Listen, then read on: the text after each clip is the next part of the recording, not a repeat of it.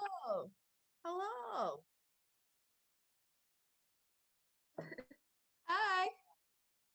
Good morning. I can see a picture of a man standing in a hallway.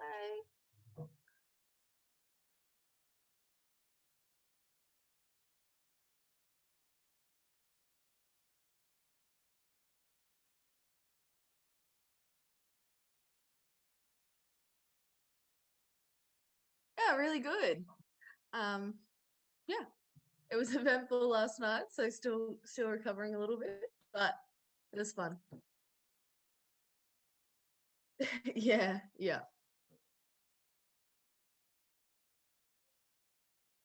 Might yeah, a little bit. I might just move.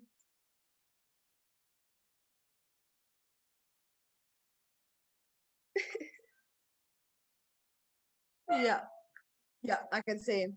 Hello. How are you? Sawati Kap, Sabaidi Mai. Oh, I can't believe I'm actually talking to you. Yeah, How my dog wanted cool. to join in. That's fine. Dude, this is exciting. Here comes that intro. Yeah, I might move just to the side because the sun's behind me and it's not. Right. Yeah, Hold fix on. that real quick because we won't be Close able to the door. see so Yeah, use the sweats. That's a Right. little bit better. Cool. Our heads are like pointing to opposite sides of the planet. Yeah. Don't worry, I'm gonna fix this. This is See if that works. Not really. that glow. Right, You're an wait. One more angel. turn. It's just your natural glow. They'll just think. They'll just Not think. quite. They'll just think it's your effervescent soul. Ooh, There's a okay, bright that's a light little bit behind you better. no matter where you go. I That know. that is a sign. Oh, I'm so glad to meet you before you get too big to talk to us. You're so cool. No, not at all. Never. Oh, All right, that's I sweet. think that kind of worked a little bit. It looks great on this end. And you folks are live. Hey guys, welcome to the World Class Fightcast. We're here with our producer Radar Theory. Hello, hello. Today's show brought to you by Abilene CC's Pizza, man. Not just pizza. Go over there and eat some salad. That's what I do. That's how me and Brooke stay fit. Be eating salad. Can you hear me okay? Salads for cool people. Yeah. Hey, hey. Can you hear me okay? I hear you well. Good. Okay, cool. Radar? Yeah, you sound great on this end. Thank you. Anyway, I'm going to start off this podcast with the traditional Sawatikap, Nakmoy Sway. And that is in my native tongue of Thailand. That I was born in the jungle when I was a kid, and I lived there till I was about my son's age, which he's 7 now. And then I moved to West Texas and got Texified and became a ninja cowboy. And through all that, I became an MMA fighter, and I fought for a couple decades and met some of the coolest people in the world. And the World Class Fightcast isn't just about martial artists and fighters or even people in the sport. It's also been about scientists and doctors and different people we've had on. But I'm really happy about this second season of live video and live shows. I know some amazing people from over 30 years in the sport. Last season, we were able to talk to Ricardo Laborio, the founding member of Brazilian Top Team and American Top Team. We had Jeff the Snowman Munson, who's like a legend in the MMA and grappling world, who's living in Russia, and he had so much to say that was just beyond even MMA. There was all the cool stuff about what he does in Russia and the philanthropy he does there, and just how the sport really moved his life. And anyone who knows me knows my passion for music and MMA, and also like I don't know, I don't even know what to call it, just holistic living, where you're just living as naturally and as clean and as pure energy as possible. So I'm always meeting cool people that I connect with, like Miss Brooke. So I just want to give it up, Brooke Psycho Cooper, Muay Thai world Hi. champion from Australia, Brisbane, correct? Yeah, yeah. Yeah. So tell us a little bit Yeah, about the sunny yourself. state. What is Sunday morning? It's Saturday here for us. What is Sunday morning in Australia like for Brooke most of the time? Majority of the time it involves a big long run and then food prepping for a couple of hours so that I can eat good and eat salad for the rest of the week. Um, But because it's a festive season, I'll probably end up going to the beach or something like that because the weather is divine today. Oh Lord, we don't feel that way here right now. It's kind of No, cold. not at all. Oh, Yeah, it's normally not though. It's warm. It's been warm a lot, but the cold hit today. But dude, I can't even tell you how excited we are to talk to you. I've been so following you on excited to be here. Yeah, I've been following you on Instagram for many years. Um, I'll be honest, first your beauty caught my eye. I'm going to talk about that a lot too because I think I'm one of the things I noticed about you in your post, like you have that connection, you know, to the divine and to your own source of purity. It's one of the things that drives you to be this great champion that you are. Thank you. Yeah. That's awesome. What brought It's you always good when you get to meet people that have followed your journey for a little bit longer than just the highlights. So Right. yeah, that's good. Right. Yeah. I really enjoy. I've been watching a lot more of your bouts here in the last several weeks, and I've really enjoyed watching your style. I've been in the sport for a long time, both as a competitor and a coach, and you can tell when people have a gift and they're very visceral and they have that desire to be a champion. I was so amazed with your tenacity. You really get out there and get after it in your fights, and the elbows so early. Sakmak, ay! Like so many elbows, like just so like it's such a distracting too, because I don't think you'd think someone that looked like Brooke would come at you and just like slashing you with your elbows. Like that's why you're psycho. Oh my God, that's why you're psycho. Yeah. that's Is that where the that's part of nickname the came reason. from? Partly. In our club, you're not allowed to pick your nickname. Part of an ego thing, I guess. Right, Our coach awards it to you, right. and mine was for a few reasons. Apparently, when I fight, I don't know because I can't see it, but my eyes change. And Oh he wow. said it's like I'm a psycho. They widen and they just Oh stay my like that for the whole goodness. fight. And that's how he knows if I'm on. You know how when you're in a fight, you know whether you're on or off. That's how he knows if I'm on, is if my eyes are changing. Wow, that's mystical and scary. I Yeah. like it. What? Hmm. So you told me originally you had started in karate, right? Like kind of after school Thai and stuff, and that led into the Muay Thai. Tell me about that journey a little bit. So with karate, I was kind of trying still, I was 10, so I was still kind of figuring out a few different sports, trialing a few different things. I was being babysat by my nan at the time because my mum was a real estate agent, so she had to work back a lot, um, like a lot later.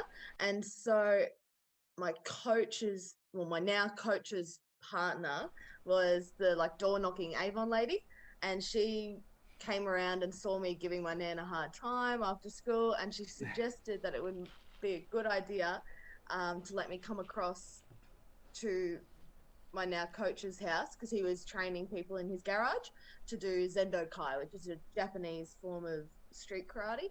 Hmm. Um, and yeah, and that's where it started. Nice. You're gonna have to get into your coach some. I've done a lot of research on you, and he pops up a lot. I think he had a career himself too before he started coaching, right?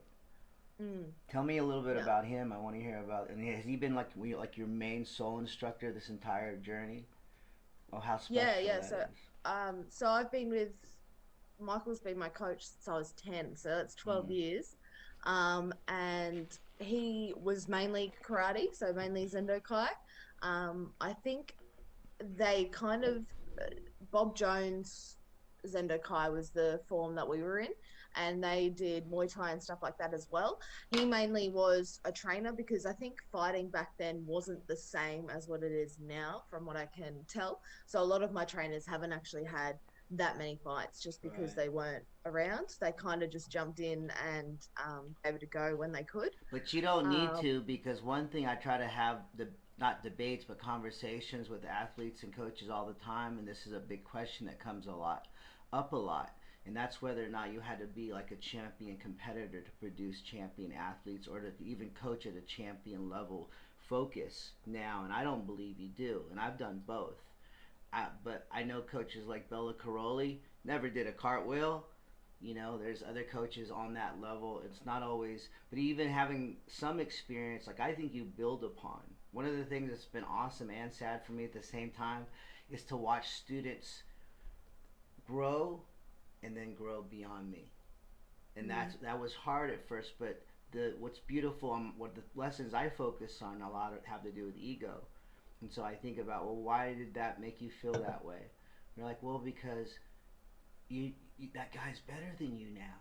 But you're like, yeah, but you helped get him there. And so I take a great pleasure, and I also want to give respect to your crews, Cup Kun Cup, and just show that respect. And I wanted to hear a little about them. But how did that relationship lead into your Muay Thai career? And tell me how that started a little bit, because for a lot of people, especially guys like me who've already trained and fought for a while, Muay Thai's rough. Like, it's very visceral. Like, it's probably, in my opinion, of all the combat sports, it's in like the top 1-2. Like, Lithway is probably the only thing more ferocious than Muay Thai, and that's because the headbutts and the what else does the Lithway do? They do the headbutts and something else I can't remember. They also do multiple knockouts in a row. Like, they're out there. They're makbak, ba mak. But you know, how did you get into it? Because you don't look at you and go, oh, that girl does Muay Thai. You're like, that girl walks the runway. Well, we started doing karate tournaments, but I don't know what the karate tournaments are like over there, but they're all point sort of based, and you're not allowed to have too much contact. So we were getting in trouble a lot of the times because we didn't train that way. We trained full contact. And so we'd go to compete and we'd do the same thing. And so we'd get in trouble from the refs, and they suggested that we go across to Muay Thai so that we can actually do what we've been trained to do. So then our club's first ever Muay Thai comp I competed in, and that was in the nationals. And we actually did extremely well, to the point where two of us were in the same weight category, and we ended up having to fight each other because we got through. We both got very unexpected. So yeah, that's how we got into the full contact Muay Thai, because we were just too much contact. So when you went from your first like light spar to like a harder Muay Thai spar, were you like, oh yeah, like that's what I was looking for? Well, I won that one. I wasn't doing too well at the karate tournament, so as soon as it got to the other ones, I was like, oh, this is brilliant.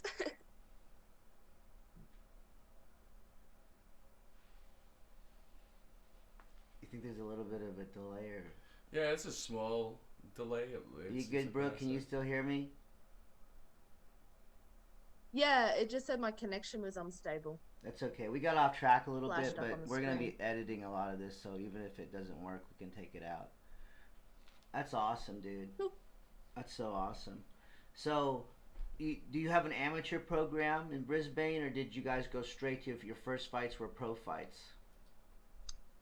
No, I was 13 when I started fighting, so you can't go straight to pro until you get a bit older.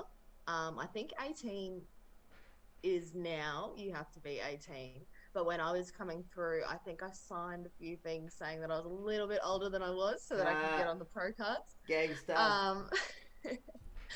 So yeah, How I think old it's are 18. you? 18. 22 now. 18, 19, 20, 21, 20. So for 4 years, you've been kind of fighting very professional level, high level Muay Thai. Yeah, I'd probably say it'd be more like 6, but we'll just say 4 for the. That's okay. You can admit that. I don't think there's anything wrong with that. I know in certain countries, the brutality of Muay Thai is not as favored by that culture, but in Thailand, that's like the first, sport, and it's just, for people that are kind of on that level of viscerality, love Muay Thai. Yeah. Right. It's crazy over there. They're doing full contact when they're like 6, and they're absolute weapons too. Right. I remember training over in Thailand, and you see the 6 and 7-year-olds, and it's scary. Like when they get to 20, 22, it's gonna be berserk. Right. That's beautiful, though. I think it's like watching the sport just get more marketed. Because 30 years ago, when the first UFC came out, the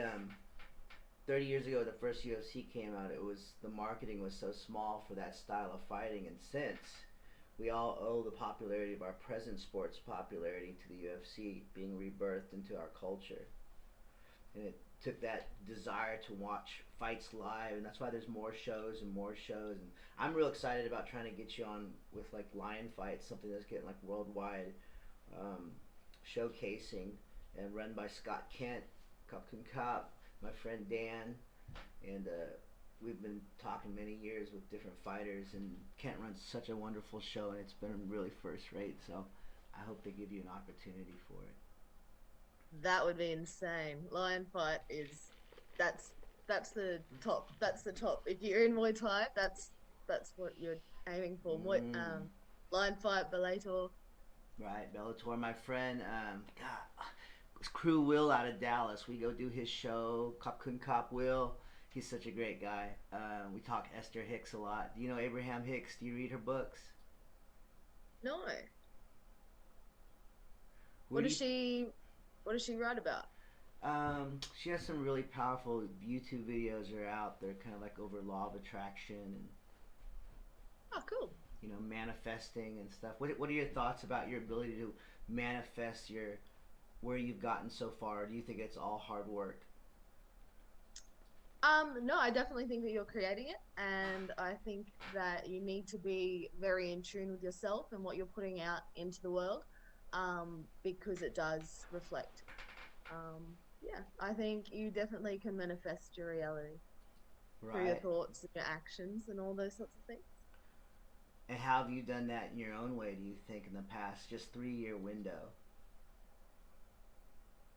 Um, I think just being I wouldn't say that I'm perfect. I would say that you just have to be committed to constantly correcting yourself, self-correction, and not dwelling when you fall off the bandwagon, I guess, and just remembering what you really want.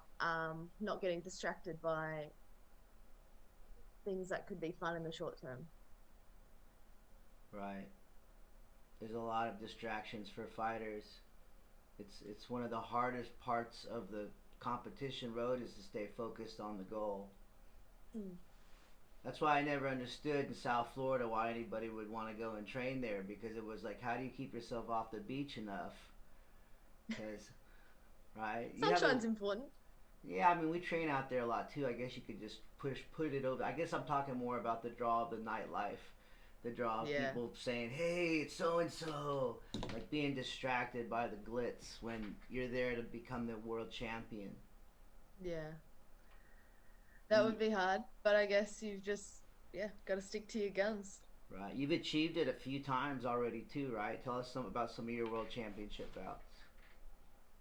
So I've had two. I had a goal set that I wanted to get two world titles before I turned 20. Wow. And so my first opportunity was over in Thailand at the it's called like the fourth International World Muay Thai Games and Festival. Super long title. I can't quite remember it. But WMO, World Muay Thai Organization, was the sanctioning body of the event. So that was held in Bangkok National Stadium. And Oh my God. basically you go over How many there times have you been and over to it's a, Thailand? I'm sorry, I gotta no, that's cut okay. it. How many times have you been over? Five? Oh Five, wow, I think. that's great. Yeah. What do you think about the Thai culture? Oh, beautiful. I would love though to be able to get out of Bangkok and see more of it. Right. But they're beautiful. It's beautiful people. They just love what they do. Right. Have you trained with a lot of Thais? Did you fight a lot? I know you fought some already too, right? In Thailand. Mm. No, I haven't trained with a lot. We had one that came with us that was originally from Thailand. He was a part of the Australian team. Mm. But that's about it. Man, that's Kind of crazy. just Yeah, kind of just stick to the Australian coaches while we're over there. Well, right. Well, you live in Australia too, so. What was that like growing up in Brisbane, Australia? Are you there the whole time, Brisbane? Is it Brisbane? Show me how to pronounce it again. I've been tripping over your accent, for the last couple of years. Brisbane. I don't know, you kind of forget Brisbane. about the A and make it a It's very, I. it's very English. It's very English. Brisbane. Yeah, I guess so. I mean, we Right. have a lot of English influence over here. Oh yeah. Oh yeah. You guys are all like the bad. Y'all were like the bad boys that were like the descendants of the Brits or something, The right? convicts. Right. You're like generational convictal or whatever. Yeah, we're all sent to an island and then we Hey, fly. golly, that's why you're psycho. The gene might have been passed down. Now, seriously, did you fight? Did you have a lot of fights outside of competition as well growing up? No, not surprisingly not. I haven't really had many still to this day outside of competition. I guess it brings like disdain to your dojo if you do fight outside of the ring. Right. That's. But what about with sometimes the normals that attack you and stuff? Don't you ever have to like defend? I haven't really been attacked too much, so Your it's pretty energy's lucky, so I guess. pure, I think. Yeah. Yeah, I don't really. You know, I have to really talk fight. about the elephant in the room, right? What's that? You are so crazy hot. You're really beautiful. Thank you. You know that, right? Thanks. Yeah, I get that a lot. Why You do get you? that? You My hear a family lot? all shake their head about why I'm actually fighting. Oh, they're just Mum- worried about your beautiful face. They don't want you to mess up Yeah. your face. Do they know you have a Yeah. tiger inside of you and it has to go? Rah! Yeah, exactly. I get it. Yeah. I try not to judge people based on the shell very much because I think it's such an illusion what people look like. You know, you really and I've met people. You know, I've been around long enough. I've met people of all kinds from all over the world putting all kinds of shows on, and one of the things I appreciate are the people that, you know, it's kind of like they defy their cover. Like, I'm a ninja cowboy. I sing country music, and you know, it's the whole thing is a oxymoron, if that's what it's called. Yeah, that's cool. But There's it a makes lot of layers to people. what? There's a lot of layers to people. Yeah, a lot of layers. Also, too, I think it's good for your appeal because it helps with everything. It helps with marketing. It helps with what you got to believe, you know, to like prove to everyone. Because there's probably a little bit of a chip on your shoulder of like, you know, I'm not just a pretty face. Like, I can fight. Yeah, a little bit. A little bit. You don't even think about it. What is the motivation? That's not really why I do it.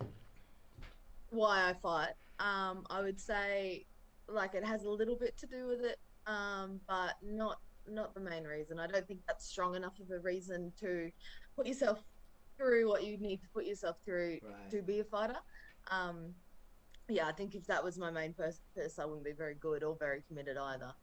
I would say my main purpose for fighting, I think it's more just for myself, like to prove to myself, and it gives you a purpose. Like, it's more than just going to work and paying the bills and then coming home. I can say I've got a fight coming up, so this is my schedule, this is what I do. Yeah, I think it just really shapes my life in a really healthy way. Right. It's part of success living to like make goals for yourself. But how did you know? Because what about your first like brutal Muay Thai fight? Did you have that like cusp where you weren't sure, like, ooh, this was for me, or like, oh man, I don't know about that again? Like, I mean, obviously you're still fighting. Well, so you know I won my first like official Muay Thai fight. I won by TKO with elbows, so I was over the moon. I was like, yeah, this is what I'm made for. This is awesome. Right. Yeah. I mean, you've only been whooping ass really mostly your career with a lot of knockouts, right? Yeah, I think I've had nine. Oh, Nine. That's a lot. That's a lot. Most of them were in Thailand. Wow. Pardon? Was it most of them elbows? Chaikong. Yeah, elbows and just the pressure. People are like, stop, no more. Because in Thailand, for the World Games, they were trying to get Muay Thai to the Olympics, so they're trying to emphasize protecting their athletes. Yeah, and they don't want to see someone getting absolutely mauled. Yeah. Wow. So if I come out and just go crazy, they're like, okay, stop now, you win. Have you ever done how many high head kick? Have you ever kicked someone flush, knocked them out with a nice shin kick to the head? What about yourself? What's the worst like TKO knockout? Almost that's happened to you? Is it? Yeah, it happened to me a few times in the dojo, but never in competition. Yeah, well, my first fight that I had to kind of count, it wasn't planned. We were at like a Sendo day kind of thing, and so I was there competing in karate and weapons and stuff like that. But they had Muay Thai running just on the mats, and one of the girls didn't have an opponent. I think I was a blue belt and she was a black belt of some sort. And I was like, oh, I'll do it. Why not? I've been training Muay Thai for about a month now. And Oh my God. the referees were kind of in training. So we were fighting and I knocked her mouth guard out a few times. And then she started getting really angry. Mm. Um, and then I think at the end of the second round, the bell or the timer went off. And so I dropped my hands and started walking back towards my corner. And she threw a head kick and got me, and then I was out cold. So that was probably Oh my my worst God. knockout. She So yeah, she hit you from behind in the back of the head while you were walking away on the no, belt. I kind of like dropped my hands and started walking like diagonally towards my corner, and she kicked me on the way through. So yeah, Dang. that was probably the worst. That wasn't fun. Did you wake up after that, or was it like a long one? Yeah. I Right woke up. away. Yeah, yeah, Nice. Yeah, you know that's yeah. one thing. A lot of fighters, we all have the fear in the back of our head, but we don't talk about it. It's almost like it's bad. Like you don't talk about it. Don't ever mention it. Never, if it happens, just forget it, move on. But I personally feel like as a coach and as a normal human being, you got to look at everything with a balanced and some honesty, and just kind of like, you know, make sure you're bumping up good light when you want to see the light that's good in something. But anyway, I had to bring up that one topic because I feel like you're going to get that a lot in your career. Just Yeah. But like you said, it's useful for marketing, so I can use it. right, and it's got to motivate you too. Because I'm telling you, there's so many haters out there. Whether nobody, doesn't matter how good of a person you are, how much you give, how you try to treat people good. There's gonna be some motherfucker come up and be like, I don't like you. You're doing good. I'm not. Fuck you, Brooke. Psycho, fuck you. Like seriously, the haters, 100%. like you have to become a Zen master just to learn to block the haters out. For me, anyway, I attract them easier than you, though I'm sure, because I don't look like you, and I'm grumpy all the time. But you know what I'm saying? There's a lot of I haters, don't know. Brooke. You got no haters. Are you telling me you have no haters?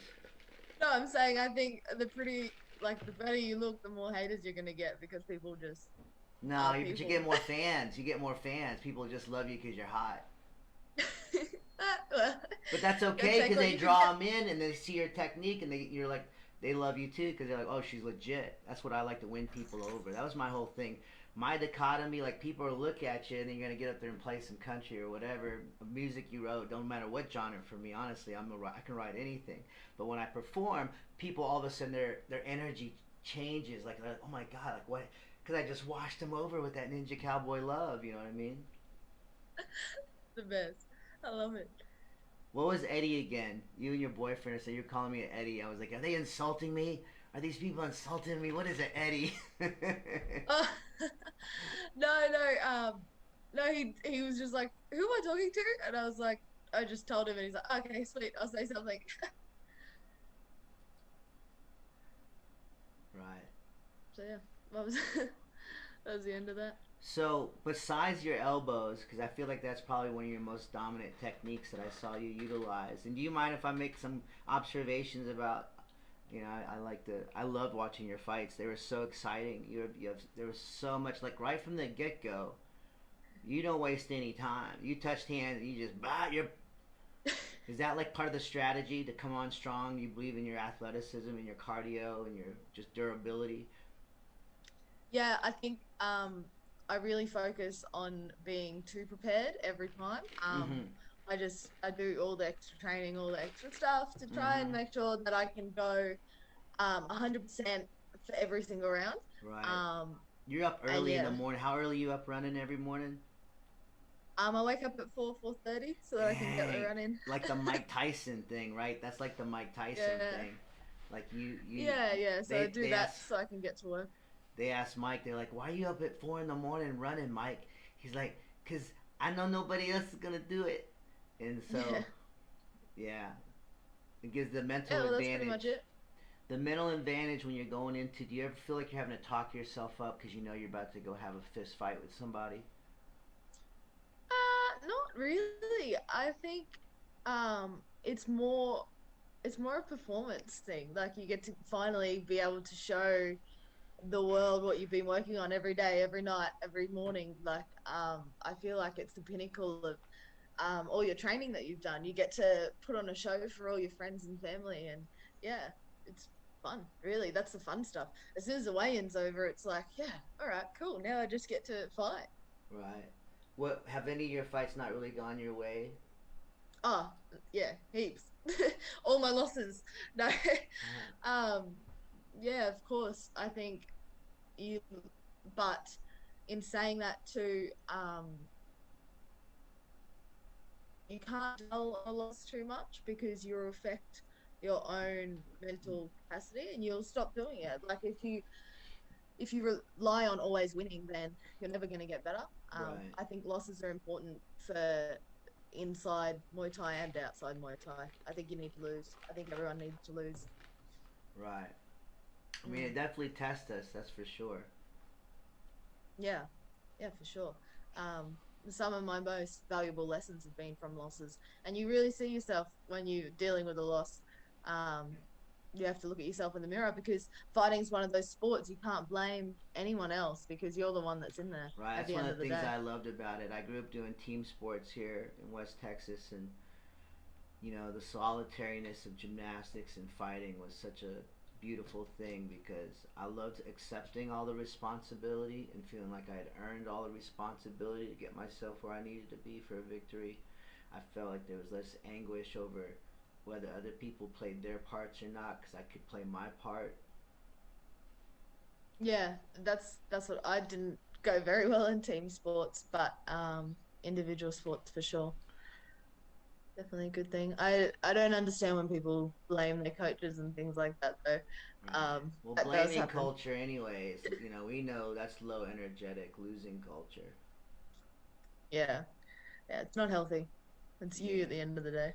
Yeah, that's one of the things that sometimes I feel very solitary because I've won a lot of things over my life, and for a young age, starting to compete really young, and you thought people would be happy for you and raise you up like they do in the movies and all that stuff. But honestly, it draws out jealousy and sometimes negativity and competition that doesn't need to be there.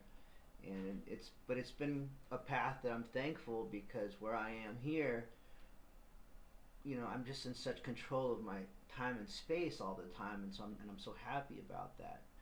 And it only came through that fire of my path that was mostly fighting and a lot of music and fighting with you find a lot of your fighting externally is about something you're fighting within yourself.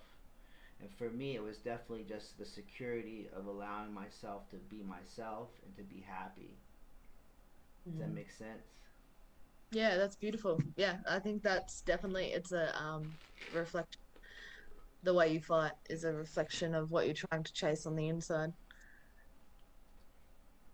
Yeah, and I think it's not so much about your opponent, never really is. That's why I think you can have that respect for the other person because they've allowed you to see that about yourself and express that about yourself. So I've never really had any animosity towards people that I've fought. Yeah, it's wasted. It's not really part of the game, at least not for the high level. Because I think high level, it's almost your mindset's more in like, how do I do this at the highest kung fu level possible, so that everybody, remembers my name and I impress myself really. Like Yeah. I like people's claps. I like all that stuff, but I know I'm always chasing every day, but for my own approval, Mm. which is also the guy I tend to be fighting with the most for it. Yeah. Yeah. That's very true. Um, yeah. I like I like fighting and people are often surprised to hear that some of my closest friendships are actually people that I've fought before. So I'm that's still that's friends with always a an lot of my inspiration. former opponents. We share that's Yeah. a special bond, I think. Yeah. Yeah, definitely. So besides your elbows, what's some of your other favorite techniques and combos? Um, well, recently with the boxing, I've really taken to my Talk about hands. that So, too, right? yeah, so that's been a lot of fun. It's amazing the transition from boxing, from Muay Thai and Zendo Kai to boxing. And you would think that it would be easier, but honing in on that one skill and only having that one, taking away all your other weapons to only having that one thing that you can do, you have to be so much better at it. Right. And one wrong move can be punished so much more than if you were to have a Muay Thai and like throw a bad kick, follow up with the hand. You can't do that in boxing. You've got only your hands. So Right. you throw a bad right hand, you better cover it with that left because they're going to come back and they're going to capitalize on that. Yeah, so it's been really fun, and I feel I had since I had my boxing fight, I've gone back to Muay Thai sparring, and it's amazing to see how it can transition into Muay Thai and make my Muay Thai better. The fact that I've honed in on my hands, so that's been really fun lately. Absolutely, absolutely. I've been doing this for so long that I really had this thing where I started off doing a lot of like Muay Thai mixed with like Kung Fu and Karate, and then getting more into South Florida and friends that I had that were professional boxers, and Coach Howard Davis, rest in peace. He was a boxing coach, and Billy from Philly, and working with these legit like American boxing coaches to learn more hand and body movement, and you know, was just a whole nother level because you're like, oh, I know how to punch, but no, man, when you really get into boxing, it's not in the punching. That's where the misleading of the term. It's in the moving of your feet and your whole body, and Mm. it's almost like a very sweet dance, which is one of my, because I love to dance, but and I also love to fight, and I think the reason is for me, when I'm fighting, I really get into like a rhythm and a dance, and I'm being very arrhythmic. You know, I'm never. I liked one of my goals when I was competing was to be as like close to drunken master and not get head kicked as possible, if that makes sense. It does. Yeah, that's awesome. Yeah, I think footwork is definitely something that I need to work on. So having just the hands has been really good. And definitely body movement too. I tend to headbutt a lot of things, so Uh oh. moving my moving my head has been really good because yeah, headbutting doesn't always get me very far. What's the size of your gym right now that you train at? Like, what is its kind of? Can you describe it to me a little bit? Yeah, it's like it's an industrial shed out like it's near like mechanic shops and things like that. So if you Oh, can cool, picture a mechanic shop, that's pretty much the size of it. cool. Um, and we've got a mat floor and a ring, which is a fully sized competition ring, Nice. and then we've got an upstairs kind of smaller level with a bit of a cage and stuff like that for the MMA guys. Oh, nice. Um, and I think we have about just under 200 students. That's a lot. Yeah. Um, what's the name of the gym again? Give a shout out with the address and contact info real quick before I Yeah, for forget. sure. So it's Chaos Martial Arts. Chaos is spelt with a K. And we're at, I think it's 299 Morrowfield Road. Anyway, near Genesis. And Michael Reberg is the coach. You'll find us on Facebook, Instagram, all the things. I think Google as well. We've actually had a few students that have been Googling Muay Thai and they've started recently. So that's really amazing. We've had a good influx of new people wanting to try it out. So it's really good. Do, do you see yourself as like a role model for the next generation? Are you involved with like the coaching and like what are your thoughts about, you Yeah, know? yeah. So I when I'm not fighting, I'm always helping out with the rest of the team. I'm always in the corner at the fight shows and stuff like that. I used to be taking the kids classes, but once I moved up to my now job, I couldn't make it to the classes in time. So yeah, but I love it. I think that what you can do for other people by just doing well yourself Excuse me. is more than what most think. But yeah, no, I love all the little kids that are coming through. They're absolute weapons. It's Right. crazy. Well, I think you're such a great role model for them, and you know you will be for all people, but definitely young women that are looking to get into Muay Thai, and they're like, oh, I don't know, that looks too violent for me. You know, like I think you draw that to the sport, and it's good for the sport because, like I said, my thing is I like to see things that surprise me. Like I want to see something that's different that makes me pay attention because I sometimes think I'm Yeah. sleeping through reality too much. Yeah. Yeah, no, I think it's good to have that community as well. Our gym's a family run gym, so if anything happens to any of us, we've got a whole family of people, brothers and sisters that we're willing to Right. go out for us, and that's the cross that I have as well. It's a I don't know if you guys can Oh, see it, but it's got cool. the eight angles for the eight angles of karate, and then Ah, the eight angles for the eight limb because Muay Thai is known as the art of eight limbs. So we do cop, both. cop. Yeah, Beautiful. so we have like a little brother and sisterhood going on. I see And your dog a lot on your IG. What's his name again? we've got two. This one's Maple. She's a bit of a Hi, licker. Maple. I love And the those other one will dogs. They're come so up every now sweet. and then too. Right. They love cuddles. We're big So animal lovers here too. I had a pig for a while. a pig. Yeah, her name was Bella. That's awesome. Really? Yeah, she was a little pig though. She wasn't any because as she got older, she would start nipping at you, and all she wanted to do was eat. So she wasn't as fun as I thought she'd become. That's awesome. But yeah, I mean, I used to have guinea pigs, but I don't think I'd ever have a pig. yeah, she got big too. She was heavy. I could barely pick her up. Like, oh, trying to deadlift this 200-pound pig. When aren't And pigs she like started. super messy? Where did you keep her? We're in Texas. There's a lot of space. Okay. So I got to ask you some Australian questions since I don't want this all to be about fighting, even though it piques my curiosity. Um, I have a lot of Yeah. different curiosities. I think that's why it's a good draw for the show because I like to hear about more than just the people's fighting and career, and I also like to know like psychologically, spiritually how they think fighting has affected their life. You know, Yeah. because it's very powerful to walk through those gauge over and over. I don't know about you, and I know everyone has different levels of courage and stuff, but that stuff scared me. Like it scared me to go in there and fight. I go in there and give my best, but I was never like not like. I mean, I was sometimes I could be calm and be. I was like, okay, I'm excited, but I was scared to death, dude. And I fought like over 20 some odd times professionally, and they all scared me. But it was fun. It was almost like a jumping off a cliff. Like it scares the crap out of you, but you're like, I'm jumping off this cliff. Yeah. Sorry. Yeah. I think the main thing that I was scared about at the start was losing, and then Mm. Getting over the I, fear of losing is a big deal, though.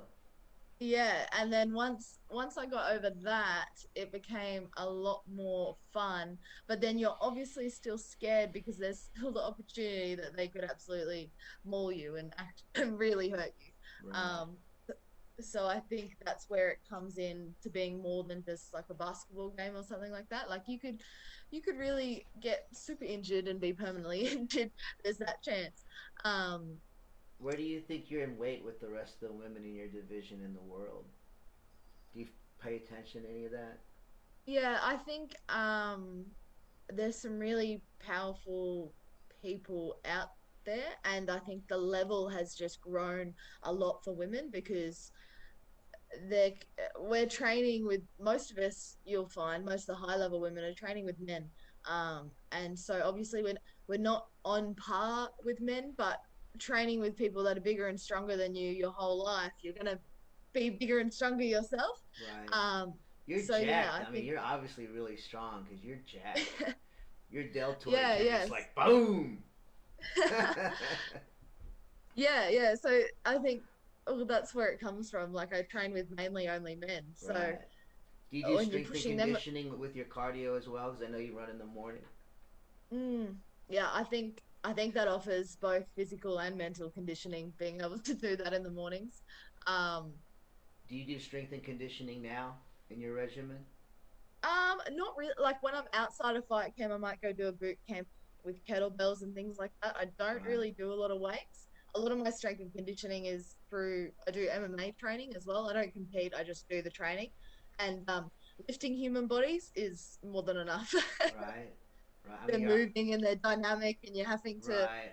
stabilize a lot more. So I think Right. that's where my strength and conditioning No, comes from. I get it because I did judo. Yeah, I did judo for a lot of yeah, years, and just the resistance of people resisting against you is a pretty heavy anaerobic, especially if you're doing it for like over an hour or 2 hours. You know. yeah. So that's that's where my strength and conditioning comes from. I can't say I can do a deadlift, but I can lift some people. So So, what other training modules are you using besides, like, tell me a little bit about your training style. You know, I'd like to know about your nutrition. Um, yeah. Um, so I'd say my training schedule is pretty um cardio in the mornings, then either Muay Thai, MMA, or boxing, or a mixture of a couple so you're at thinking night. about doing an MMA fight too, then, aren't you? Are you hitting that way? I don't know. There's still a lot to learn. Like I've Right, only been doing it off and on in between fights, and I right, wouldn't say my ground game is quite at the level that it needs to be. right. It takes a little time to Um, develop that. yeah, and I really like stand up. So Right, right. Yeah, you don't have to do the switch just because it's popular. I mean, you're yeah, already a yeah, star in your sport. I'm sure that's amazing. But you like the boxing a lot, right? yeah. That was a lot of fun. There's a Yeah. lot more respect, I think, which is crazy for boxing in Australia. There's a lot. The shows are a lot higher quality. Wow, really? Okay. I didn't know Yeah, that so for Australia. which is disappointing because I think Muay Thai is more exciting. Right. I But get yeah. it. I get it. I agree on a lot of levels too. It's a different sport, boxing. You know, Mm, it's and the reason too is it's a longer, it's older marketed sport, so it's been in the world's view for a lot longer than Muay Thai. So it's already has this long drawn, big fan base, and then Muay mm. Thai came along. So and then all the crazies like us like Muay Thai, but most people, this has been going on for the longest. You know. But that's good because look at you now. You're crossing over. You're taking boxing fights. Like, I mean, do you like it enough to pursue a career to a world championship belt in boxing? Because you could probably do Yeah, both. I'm sure. yeah, that's what I'm trying to do. Just whatever opportunity comes. If What a about boxing fight comes up, I'll start training boxing. If a Muay Thai fight comes up, I'll start training Muay Thai. right? What about the bare knuckle thing going? Do you think that's too out there? Or would you do one or two of those? I don't know, maybe, but Right. that's pretty crazy. It doesn't. That's like guaranteed. That's guaranteed Right. injury. That doesn't scare me because to me I think that's like the '90s fights. It just seems more like one of us is going down at this intensity this fast, and so it's more of a tough man competition than it is a technique and boxing bout. Yet if if you're good enough, you can do both. And I Yeah. don't I appreciate all the combat sports. I'm having a hard time with the 2 on or 4 on man floor on team things from Russia. That seems a little ridiculous box for me. Yeah, there's always going to be the extreme of the extreme sport, I guess. People just want to keep on taking it to the next level. Yeah, but the mano a mano will always have, I think, the world's attention because it's just the truth. And it's the Mm, truth, and that's one of the things that I love about fighters in general. Most fighters who've competed, they understand the risks that they're willing to take, and they have this mutual respect because they all go out there knowing that it could be them, even though they always know it's going to be them that wins. Like I mean, I don't know how you go into a fight and not think you're going to win. Like I just think you got yeah. that's the whole reason you got in there is because you thought you could win. Even if it seems ridiculous, you have to believe that. But Yeah, I don't think you should be fighting if you don't think you're going to win. right, I think you've got to have at least a slim hope that you're going to win. Um, yeah, otherwise why are you in there? do you feel like you have to do much mental practice for all of this, like champion mentality, or is it something you've developed on your own? Do you do any like coaches with it, or is it just your own focus? Yeah, I actually, when I was younger, I'd say about 16 maybe, I took on board Iggy McGowan, who's a mindset coach, and he completely turned around my mindset for many things, including Muay Thai, out inside of life, outside of life, and he was crucial to where I am now. I went and I did a ten week course with him, and it was phenomenal. Just uh, the difference in my confidence, my um, ability to enjoy the actual process of fighting. Mm. It changed everything, and I'm really grateful that I went on board and did that, because sometimes you just need that other person outside that's really in tune with themselves to rub off on you and just guide you in the right direction, because sometimes your coaches can't always do that. Yeah, um, can't do there's an everything. ulterior motive there. Yeah. Yeah. But that's good though, because you're seeking to optimize yourself in every way. I think when you attack that mental aspect of the game. Mm. Yeah, well, I think it would be like 70%, 80% mental, and the rest is just your training. Because Right. if you're not on and you're not switched on when you're in there, then all your physical training goes out the window. Right. What's your motivation as you get in there? Are you looking for a knockout? Are you looking to dance? Are you filling someone out? What's your first mindset when you step over? Um, my first mindset is to show that I want it more and that I'm the more dominant fighter. And then I'd say, if I see that opportunity of their weakness that I could potentially overpower them and go for the knockout, then I'll go for it. But I'm not necessarily hunting it, because I think that's when people can make mistakes. Um, yeah, Like more in the moment? yeah, yeah. I strategize a little bit, but in the past, I've had bad experiences with planning too much and then not Ah, going to plan. gotcha, So gotcha. now I don't even watch my fighter. I barely know anything about them, and I just go in there and figure it out. Right. That's Yeah. cool. I did my career in two stints. I did one 10-year period in the 90s where it was more like open hand and a lot of no gloves and less rules. And then I came back and fought again in 2008 to 2012. And it was more the new rules with the 5 minute rounds and the gloves and Wow. then weight classes, a lot of weight classes. And that was a very interesting experience because it was so different, to go from fighting MMA one time decade like this and the next decade there's all these other rules. But I enjoyed it. I just felt like I was improving as a martial artist, and I really enjoyed. I was always kind of a showman, and I lived for that sound. You know what it is? I know you've heard it. When you hear thousands of people in the audience watch you do something, and all together they go, "Ooh!" Yeah. Yeah. I never really like honed in on that part, but yeah, that is pretty awesome. Oh. Yeah. Like it's like a wave that reiterates from your going for this technique. I did this jumping, spinning, Jelike Fanha, spinning crocodile kick on this dude's head one fight in Miami, and it totally went over his head, but the whole crowd went, ooh! And you could just feel like how you did it, and I was just like, oh, I love that feeling. It like went up my spine twice. That's awesome. I love that. Yeah, so I would get out there and want to do like crazy tricks or something I worked on because at the first half was more I wanted to win and fight for a world title, which I got to do, which I didn't win, but it was like it was like a goal was reached for me as an athlete, just personally what I was looking for out of fighting. And then the Yeah. second time was a little bit more about rebuilding my spirit after doing 7 years with a record label and just feeling like I was like at the bottom and I needed something to.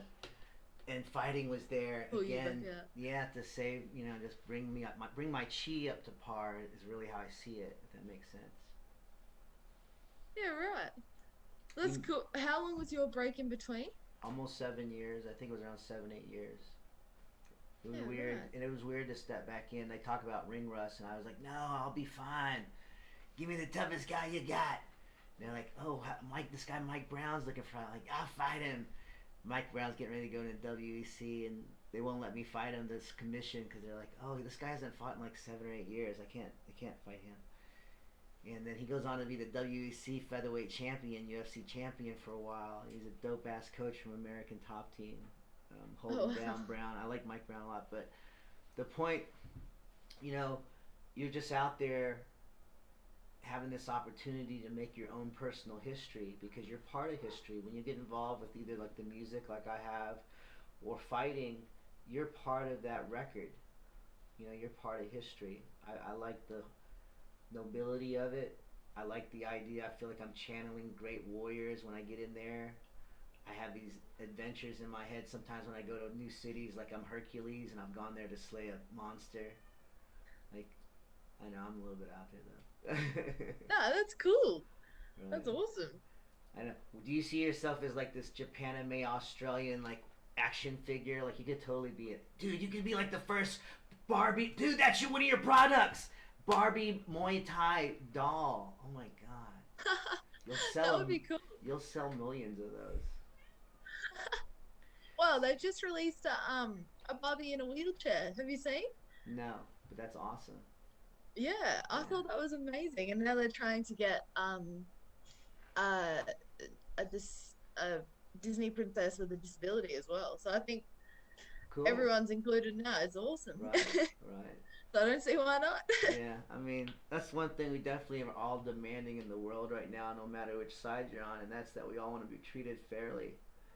We all want to be treated with balance, and there's such a from every echo of culture that's being echoed. So the people are definitely tired of the tyranny and the things that are going on that are really off right now. I was still so blown away that they pulled our second YouTube video. I'm not going to say too much about it because I don't want to get this one pulled too because your interview's on it, but I found that very disturbing that like it's like I've seen crazy stuff online. You're gonna tell me my friend talking about their thing is not like that, and then they pull it off on two different channels. I just was like, whoa, what did I just watch? I just got big brothered. Yeah, it's a crazy world at the moment. There's definitely lots of things that are going on that are a bit you don't realize until you see or don't see what is happening. But yeah, when you sent me that, when you asked me that question, whether that was happening in the Northern Territory, what was happening there, I had no idea, because that's another state. So our state has different rules again. All the state governments in our country are kind of fighting and choosing different rules and stuff. So it's hard enough keeping up with the rules in my place. I had no idea that was going on in the Northern Territory. What if we're living in some type of Hunger Games episode 3? Well, may the strongest person win. Right? May the odds ever be in your favor. Like natural selection at its finest. Oh my goodness, Brooke, you're brutal. You're brutal. I love it. Well, I think that's what it's getting at the moment. Right. It's scary to be honest. I have 2 children, and I'm really disturbed about what's going on. I don't want anyone. It'd be hard to. It'd be hard to explain to them what's happening too. Right. Yeah. I mean, they don't get. I mean, it's still well. I don't know. Last year when they shut us down, it said we couldn't earn a living. Because if you got too many people breathing on each other, what? What are you talking about? Like. Yeah. We do and they Muay don't Thai like. and Jiu-Jitsu. We're sweating all over each other's faces. Like, this is not gonna hurt. I'm not gonna get a scab. What are you talking about? Yeah, it was wild, and just the inconsistency as well. Like some of the some of the rules are so. Did dog fart? No, she's got. I don't know if you have them over there, but they're just like they're weeds with like these. Yeah. Sticky things We on call them. them stickers. They're called stickers in Texas. Yeah, and she gets them on her, and then she puts them on me. That's terrible. We hate those. What's the? Oh, you said the weather's really nice right now. What's the weather like year round where you live? Queensland's actually pretty amazing. We're higher up, so it's always usually pretty warm, and winter maybe gets down to 7 degrees would be the lowest. That's cold. That's extreme though. That'd be like the lowest. Usually we're around in the 20s, high 20s. That's cold too. Crap. The coldest it gets here. Wait, is like, no, this is degrees Celsius. Here might be like 4. Oh, okay. It might not be the same then. I'm not gonna try to do. Yeah, no, I think America is Fahrenheit. Okay. Well, do you know it well enough to tell me what 40 degrees is? Okay. Well then, see, Brooke, you shouldn't open that can of worms. That's why we're fighting.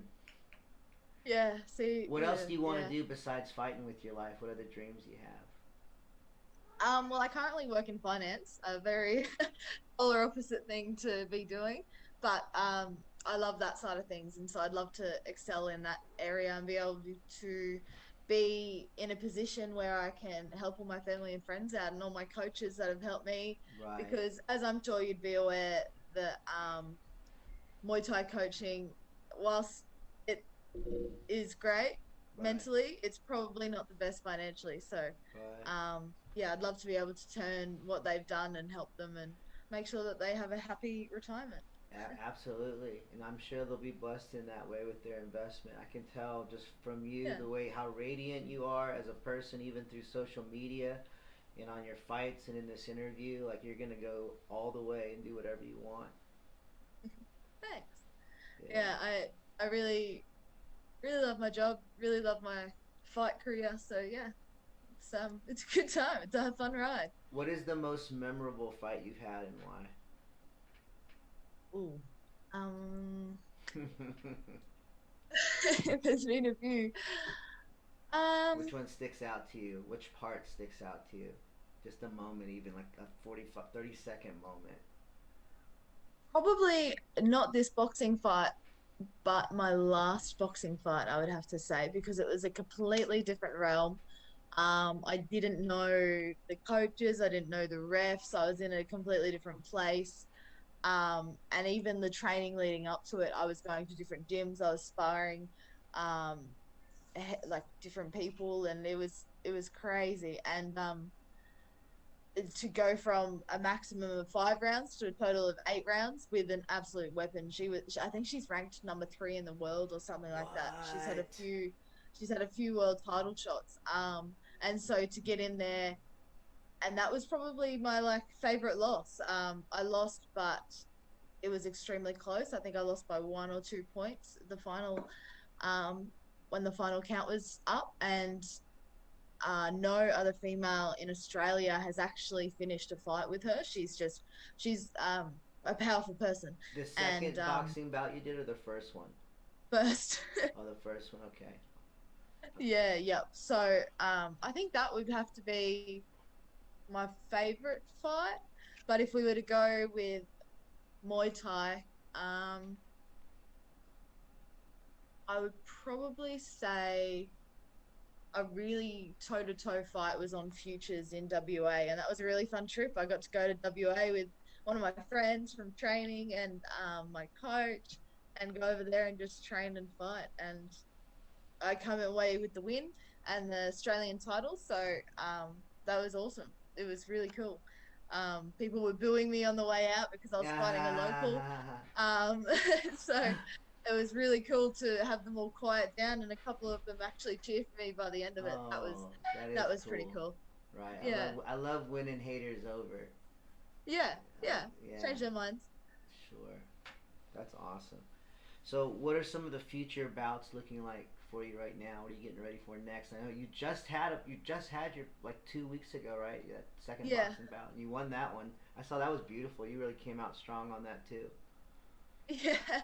Yeah, well, she didn't look as conditioned as what I would think, so I just wanted to overpower her and Right. show that my conditioning was was there and was ready. Yeah, but next, I don't know.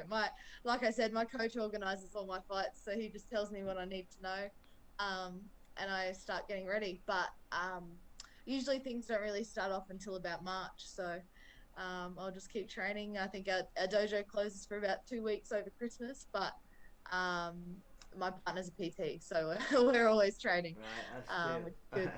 Yeah, My yeah, sensei from Brazil just got here with his family, and that's pretty exciting for me because he goes back to the tail end of my fighting career being my jiu-jitsu sensei in South Florida. I met him from Belém, and he's just a great guy and really took me to another level on many levels besides just the fighting in the ring, and I'm so excited to have him here right now. Oh wow, is he staying close by? Yeah, I have him put up, and we're just working on getting their visas transferred over so he can start doing kimono teaching gi here and helping me. He wants that we're gonna probably do 2 or 3 more schools, one in Dallas, one in Florida next, and we're real excited. Wow. Also Brazilian food, which I'm even more excited for. That's amazing. How far is Brazil from where you are? Oh my goodness, I'm not really sure, Radar. Do you have any idea? Not the slightest. It's far. That's what we came up with. Yeah. It's pretty far south. Probably Brazil. a couple baseball Have you? throws. Where all in the world have you fought so far? Only Thailand and Australia. Dude, that's dope. I had my tickets booked to America and Thailand again, when COVID hit. So Wow. that was really That was your disappointing. right. But there's a lot worse out there, so I can't really complain. Yeah, it kicked everybody in the nard. So yeah. Yeah. Oh, Yeah, man. so that was a bit annoying. I was really looking forward to Well, finally getting to. You're still gonna do it. It's still gonna Yeah, happen. I'll get there. This is just Yeah. God, this is God's new timing. Is why it had to be reset. That's why. Yeah, it just gave me a little bit more time. That's why there's A few another more hits. Matrix. That's why there's another Matrix coming out because everything had to Yeah. reset. That's great though. Wild. So you'll hear about something soon, and I'm actually hoping that you get on Scott's radar and that he wants to have you on his card because I know you and your abilities and the star that's rising with you is something to connect with, and it would only bring Lions Fights views up and help them as a promotion, which I just think I could see you're gonna rock it up no matter where you go. Thanks, man. Yeah. That would be a dream, honestly. Lion fight, that's it. That's it. You've made it then. Yeah, I mean that was my dream come. I wanted to fight. I think my manifestation at that time was I wanted to face the best. I wanted to face the best. And after going undefeated for 4 years, I fight this guy who was like 10-0 in the USWF, and at that time the lightweight division, I think they call it the middleweight division, but it was a lightweight division, was 151 to 199, and that's a pretty big, Yeah. pound. And I was down at the bottom of it back then, like 152, 153 pounds. We use pounds here, and Yeah. and I just know that those fights are, that's what gets us going to the next one. That's what keeps us coming back. Yeah. Yeah. Wow. Did you win that one? I won my very first. Oh no, and I'm fighting my world title fight. No, I didn't win that one, but the guy I was fighting from Iran, he was like 4-time world wrestling champion. Like at that time, when I got that opportunity to fight for my world title, it was like, here's the guy I wanted to fight, this other guy, the best in the world. And I had manifested that exact thing. And that experience, and just knowing that I just started having this conscious awareness that you can manifest anything you want into your life. Next, I managed a record deal. Next, and I just said, it was like life was trying to show me this ability to manifest the things and directions you want is within your ability. Use it more purposely. Yeah, right. What a story. That's awesome. Yeah, but I see you doing the same thing. Like you're gonna grab that. What do you think you're looking to get most out of it? Just be able to help everybody and raise your brand and awareness there. Yeah, I think so. Just to see how far I can go. Like, the opportunities are endless. I don't want to put an end goal on it to say, I don't know, be the best in the world, because you can only be the best in the world for so long, and there's always going to be someone else. So I think that puts a cap on your gains. So I think I've kept it open. There's whatever happens, and I'm just going to try and keep going up, keep going whichever direction that may be. Keep trying to grow as a person and meeting people. I love the people that I've been able to meet along this journey. They're all like everyone that I talk to that's involved in it, like yourself, other podcasts that I've been on, other coaches, other fighters. It's just getting those connections all over the world it's amazing. It's really cool. Do you want to give a shout out to any of your sponsors or friends or anybody? Yeah. I've got a few sponsors. I'd say my nutritionist, Peter Sargent, he's been with me since I was about 14. So I just walk in and he knows exactly what weight I am, what I need to do, where I need to be. Kind of confronting at times, especially That's after say great. like Christmas when I was younger. Um, Wow. I'd You've really been I'd on a say my strong clothing regimen. company. Pardon? You've been on a strong regimen. Yeah, yeah. Like almost like that Russian gymnast girl regimen. I've been weighing my chicken breast since I was about 14, Oh 15. Lord. Wait, Um, what's your cheat meals? I'd have to say like probably I I tend to cook them myself. So anything with like bulk loads of fruit because I'm usually only allowed like limited amounts of fruit. Oh my I don't really God. like burgers and pizza and stuff like that. Like I'm not really into Burgers that and kind pizzas. I love the way you just said burgers and pizzas. of really. That was the best. I like all of it, but Ice that cream. specifically Oh, stuck out. really? Yeah. It's funny how different words stick out for different people.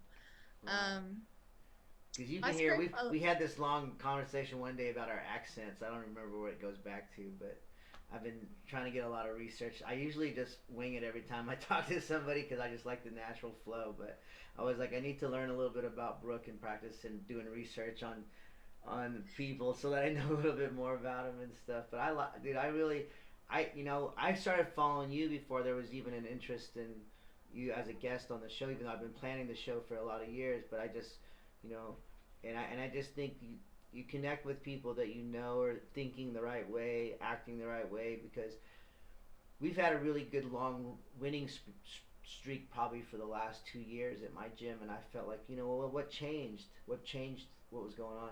And a lot of it, I felt like I just had this mental attitude like this year we're just gonna do everything right. We're just gonna do the work. We're gonna do that, like you said. We're gonna do the extra. We're gonna do things smart, and things just started changing. And I've wanted to stay in that energetic field, and I feel like I'm drawn to you because of that excellence that I see you projecting out in social media world, even though we know it's such a fragment of our reality. Oh, awesome. Yeah, that's really cool. But yeah, the accent thing is crazy. It's crazy that we can speak the same language, but it's so so different. It's not the same language, Brooke. It's not the same Yeah, no. language. If you listen to a New Zealand person, you would think that it's a different Oh, I language. know. Some of them you can't even understand a word that's going on. I've heard it, but No. it's all good. Google, man, it's having fun right now with Sensei Cunha and the Google Translator, like that thing. I'm like, oh my gosh, like I need to be a Borg, like help me. But we're communicating, and we always have had this kind of hand gesture communication thing, which I was telling someone the other day. All the languages that I can speak and semi speak, I really learned from teaching those styles of martial arts: Thai, Muay Thai, Spanish, boxing. People I've worked with in this area. Brazil, Right. Portuguese from my sensei from Brazil. All the judo people I know in Japan. All the redneck slang in Western wrestling. You're going wrestling. Wrestling. I'm working on bringing wrestling to the big country where I live, the Abilene, Texas area. It's never been here as a sport, and I've been focused on building a team the last few years and starting the sport from scratch in my area. Right. Yeah, That's awesome. yeah. You got some big things coming your way. New gyms. Oh man, I hope so. I'm just, I wanna stay connected with the vine, and I wanna follow the lead that I feel to do this, do that, focus on that, be consistent with this, let that go, meet with them, don't meet with them, and just I don't know, feel the chi of the flowing in the right dance of life, where you're doing everything great because you feel good. Yeah, it's a good feeling. Yeah. I never had a better living as far as the way I felt than when I was getting ready for competition. I miss it a lot. This year is 10 years. I think 2011 to 2021 is 10 years since my last professional fight, and I've missed it every year. At the same time, I'll be honest, I kind of am glad I don't have to get in there and clash bones with somebody, but I do miss it. Yeah, I think it has a lifespan. I think once your goals change and your purpose changes, I think that's when you need to stop or step back a little bit. Once you stop getting nerve, I was talking to an old fighter once, before one of my fights, and I said, "How did you know when you needed to stop?" And he said, "The minute that I was sitting out the back and I didn't care about the result, I wasn't nervous. That was when it should have been my last fight." And I was like, yeah, right. Because I was nervous and walking around and pacing and punching things before my fight. And I was like, I hate this feeling. And he's like, the minute you don't have that feeling, that's when you need to stop fighting. And I was like, Mm, well, there you go. maybe. I don't know. I kind of feel like the the last fight I had, and I didn't even know it was gonna be my last fight, and it may not be, but it was the last fight I've had in 10 years, and the feeling I thought was, however this fight goes, I'm gonna try to knock this guy's head off, and a lot of it was about respect. I wanted to earn this respect that I thought wasn't being given from that side for a while, and he raised my, even though he won the fight by like a neck crank. I almost high head kick knocked him out once. I kicked him in the head, and I saw his eyes roll back in his head, and I just sit there and stared at him instead of running up and finishing him. But I'd never seen anybody do that. I'd never seen, like, I never kicked someone in the head before and had him just like their eyes roll back, and I got caught up watching it, and he ended up catching me in a neck crank. But he raised my hand in respect at the end of the bout, because I'd had this little bit of drama with that particular club for a few years in South Florida, and it was like a real nice feeling of like acknowledgement of respect. It was more of like it almost gone back to like the samurai, the jiu-jitsu versus Brazil, the Asian versus Brazilian kind of, because it was me and Master Rafael Robello, and I don't know. Even though I didn't win that last fight, and I always say, man, you gotta win a fight for you. I felt like it was a victory in a lot of ways. That's beautiful. That's awesome. Well, hey, one other thing I want to know: how has your fight life affected your relationships thus far? Because you're still pretty young, in my opinion. You still have a lot of living ahead of you. I think it can be negative, because people see you, it can make other people feel inadequate when you're chasing this thing and you're committed and you're doing it and they're not. It can really make people feel inadequate. But I think at the same time, it draws in people who are very certain in themselves and they're willing to not, um, I guess, they're certain in themselves in the sense that your success is not going to diminish them.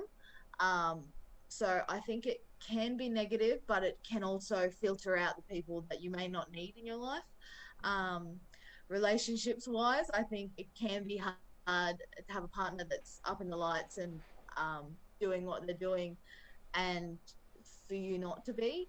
Um, but I think you just need someone who's there and willing to support you in that and not control what you're doing and let you be who you are. I think people will come and go, and that's how relationships work, both romantically and friendship wise. Right.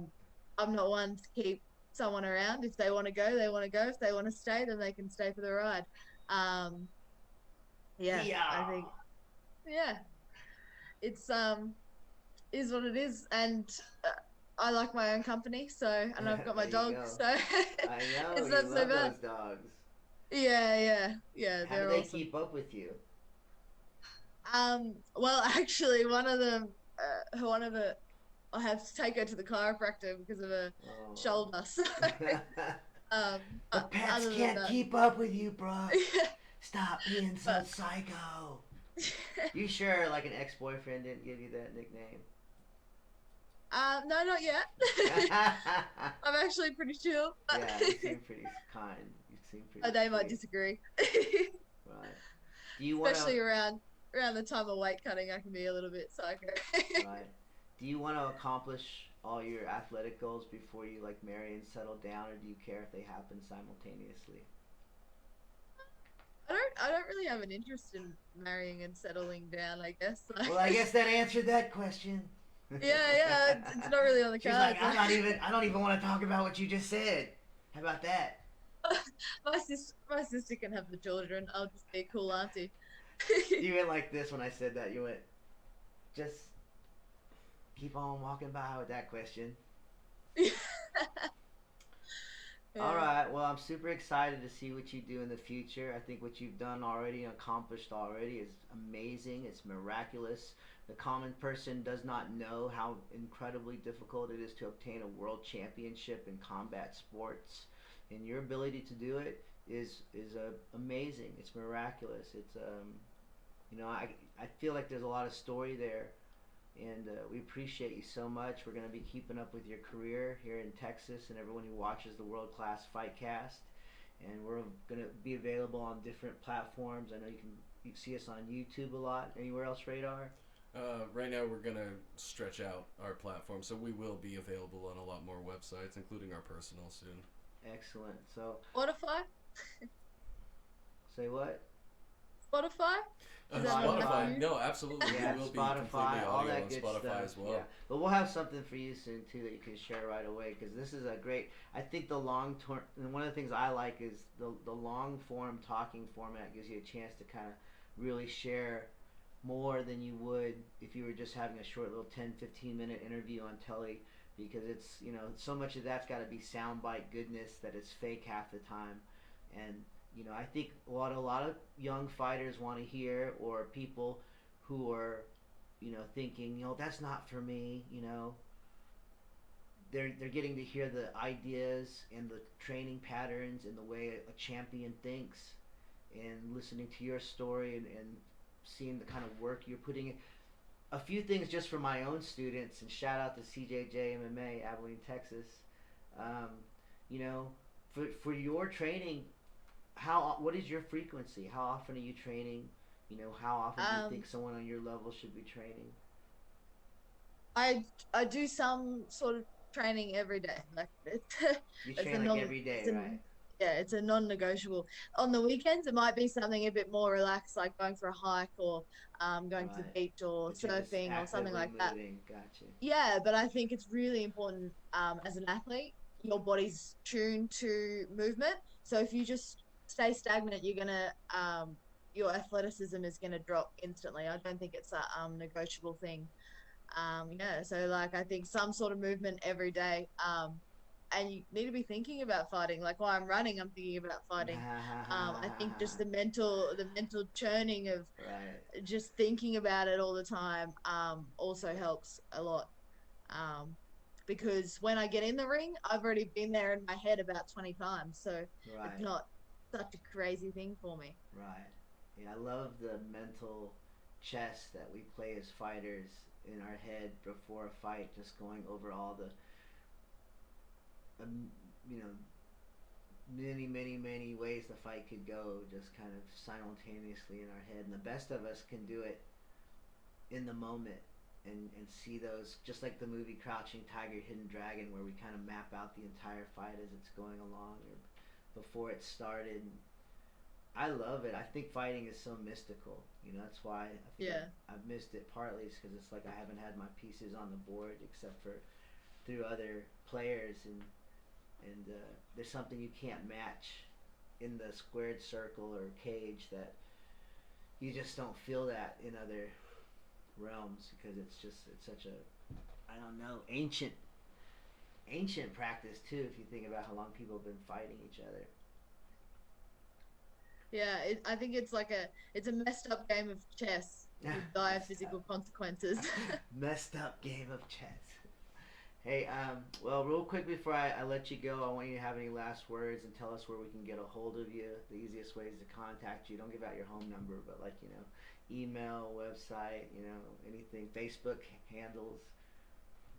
Yeah, yeah. Well, Brooke Psycho Cooper on like Instagram, Facebook. That's really much all I have. I don't have Twitter or any of the other things. I'm a bit slack when it comes to the Right. um Just do the social one. media Yeah, side of just do things. the one, and they'll spread you out once it really hits. Yeah, yeah. So yeah, Instagram, Facebook, Brooke Psycho Cooper. That's about it. Did we talk about how you got that name, Psycho? Yeah, my But coach did we gave it talk? to Did we me. talk about it on the podcast? Yeah. We mentioned a little Yeah. bit. But Yeah. did we say though why he thought you were that way? Because I remember you Yeah, telling because me. my eyes change. Oh, okay. I thought you were. Because when we talked earlier on the messages, it was. Yeah, He well, said. it's because of that as well as the way I train. I Right. always out train everyone, and if the guys were doing more, I'd like do more than them, and Golly. I don't know whether that's just an ego thing or Right. No, you're just a um savage. You're just a yeah. savage. Who wins Yeah. between you and Rose Namajunas? Stand up. Oh, that's a big name. Um Have you watched her enough to know her style or have? yeah, She's good she's stand very up. good. I don't think she's Muay Thai level stand up good, but I think she's very good. No. UFC style. I think Valentina Shivenko. Have you Right. seen her? Yeah, we talked to Yeah, her a little she's bit too. She might come do a seminar for us soon. yeah. Oh, really? Yeah, Yeah, she's in Houston, so came it's from close. she came from IFMA, which is the tournaments that I've competed in as well, and she was Oh, world champion numerous times in those. right. Yeah, so it's been really interesting to see her journey because she was a Muay Thai background as How, well. how far apart are y'all in the circuit? I think she's on a very I think she's on another level. Right. Well, I Yeah. mean, how many pro fights has she had on? Well, she's had a lot of MMA fights too already, right? Yeah, she's in the UFC circuit now. I don't know how many pro. Yeah, but It's crazy. I It's was just saying in the just Muay hundreds. Thai though, not MMA. Just Muay Thai. Me versus Like I don't know Rose. why. I don't know. I always think like in my weight division, I knew the people that I thought, oh, that guy, that would be the fight for me. Like that's who I think would be a challenge. Da da da. You know what I mean? I don't know. I don't. I'm pretty slack. I don't really watch many fighting things. I just try to do my own thing, and Do then you not the watch the people who sport very much either? no, no. That's Well, I don't. I don't even know. cool. Yeah, I just Well, people I think love I doing watch it. a lot too, and I don't, and it's like partly because I've been doing it for 30 plus years. So, the interest of watching other people other than my own students, I don't normally do. Only people I watch now besides my own students are the people I interview and stuff that I learn about. But it's not out of not wanting to. It's just that I feel like you only have so much energy every day to focus on your goals, and you really have to figure out where and how long, and just because otherwise, if you're just spending it randomly, you're not getting stuff done. You know. I And agree, and that's it. I'm the same. Yeah, I don't like. I don't even own a TV. So yeah. So I just saying you and I know how to get stuff done. But hey, before we sign off, do you have anything else special that you want to say? And I want to say thank you so much for being on the podcast. I really look forward to watching the rest of your career and what you might be able to do. And you have our well wishes with you, and hope you blow up. And man, if you make it online fights, I'm gonna freaking be so happy. I'm gonna.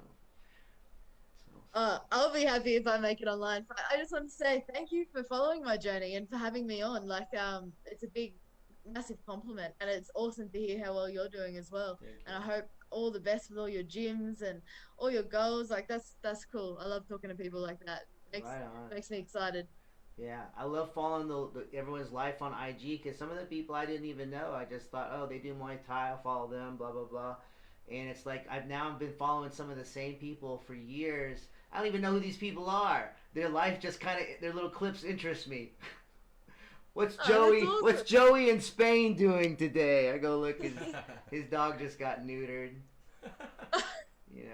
Like whatever.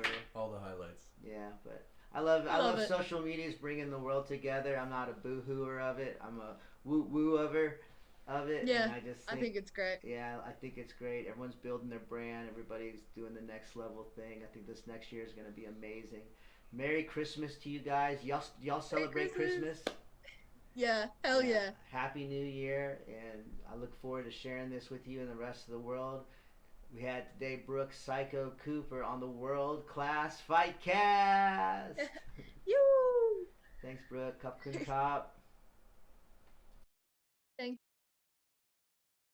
I got holes in different area codes. I got white powder dripping off my nose. I've been rolled hard, put up with, and I got more time if you wanna bet on the things that change, never stay the same. And if you be a soldier in this game, you gotta swing the bat, swing the bat. You gotta swing the bat, swing the bat. Cause who strikes out the most has the most home runs.